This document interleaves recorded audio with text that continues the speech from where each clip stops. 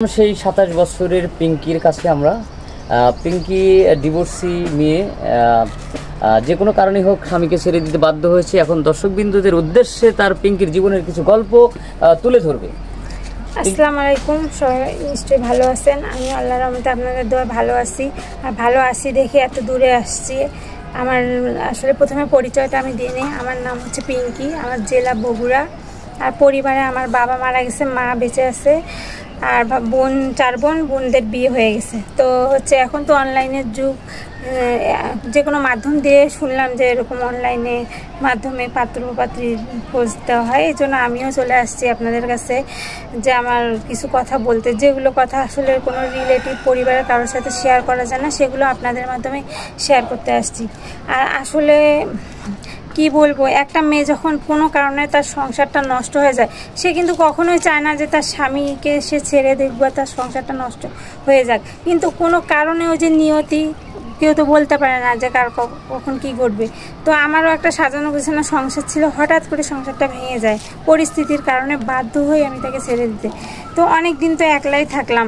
আর একটা ডিভোর্সি মেয়ে যখন হচ্ছে বাবার বাসা থাকে, অনেক রকম যন্ত্রণা, বাইরের যন্ত্রণা থেকে নিজের রিলেটিভ পরিবার, বাবা মা সবার কাছে তখন অনেক ছোট হয়ে থাকতে হয়, অনেক রকম খারাপ কথা বলতে হয়, মানে শুনতে হয়।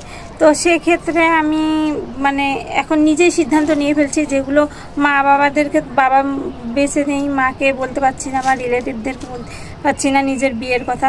তো এই জন্য হচ্ছে, আর তারা কেউ কারো, সবাই সমালোচনা করবে, কেউ কারো দায়িত্ব নেবে না, এটা লজ্জার বিষয়। তো হচ্ছে সেক্ষেত্রে আমি অনলাইনে যে আপনাদের সামনে ভিডিওর সামনে আসছি, কারণ আমি আমার নিজের কোনো পিছুটান নাই, আমি নিজেই আমার নিজের ডিসিশন নিতে চাই যে একটা ভালো ছেলে যদি আমাকে বিয়ে করে। আছে অনেকের যে বউ মারা গেছে, বউ চলে গেছে, আমার মতো যারা কষ্ট বা ভুক্তভোগী, শুধু যে একটা মেয়ের কারণে যে একটা ছেলে খারাপ তা না, হয়তো আমাদের মতো অনেক মেয়েরাও আছে খারাপ, যারা তার সংসারটাকে ভেঙে পরকিয়া করে বিভিন্ন ক্ষতি করে স্বামীকে ছেড়ে চলে যায়। তো এরকম যদি আমার মতো যদি ভুক্তভোগী কোনো ছেলে থাকে, সেটা হোক প্রবাসে বা দেশে, যদি রাজি থাকে সব কিছু আমার মেনে নিয়ে, তাই এরকম একটা জীবনসঙ্গী পাইলে অবশ্যই ভাইয়াদের সাথে। সুপ্রিয় দর্শক, শুনলেন মেয়েটার কথা। সে যদি কোনো কারো বউ পরকিয়া করে অন্যের হাত ধরে চলে গেছে, এমন ভুক্তভোগী যদি কোনো ব্যক্তি থাকেন, তাকেও সে বিয়ে করবে, বা বয়স বেশি হয়ে গেছে তাকেও সে বিয়ে করবে। তার দরকার একজন ভালো স্বামী।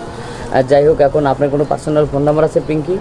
না, আমার পার্সোনাল কোনো ফোন নাম্বার নাই, কারণ হচ্ছে আমার ফোনটা কিছুদিন আগে নষ্ট হয়ে গেছে, ফোনটা ঠিক করতে পারছি না, আর এই কারণে আপনাদের অর্থনৈতিক কারণে ফোনটা ঠিক করতে পারছে না। দর্শকবৃন্দ, আপনারা শুনলেন, নিয়তির কারণে আজ পিঙ্কি খুবই হতাশাভুক্ত এবং পরিস্থিতির শিকারে আমাদের ক্যামেরার সামনে আসছে একজন ভালো পাত্র খুঁজতে।